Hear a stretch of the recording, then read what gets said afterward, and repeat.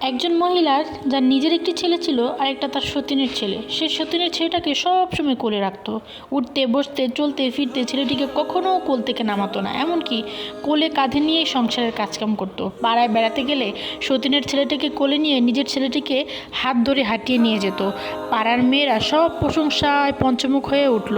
সবাই বলতো মেয়েটির মনে একটু হিংসা নাই, সতীনের ছেলেটাকে কোলে রাখে আর নিজের ছেলেটাকে হাঁটিয়ে হাঁটিয়ে নিয়ে যাচ্ছে। সতীনের ছেলের প্রতি তার কত ভালোবাসা।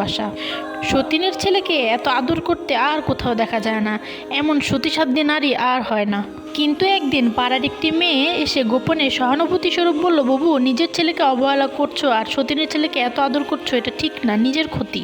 তখন ওই মহিলাটি বলল, না আপু, এটা আমার ছেলের প্রতি অবহেলা নয়, নিজের ছেলেকে হাঁটিয়ে নিয়ে বেড়াই যেন তার পা শক্ত হয়, স্বাবলম্বী হয়ে সমাজে মজবুত হয়ে দাঁড়াতে পারে।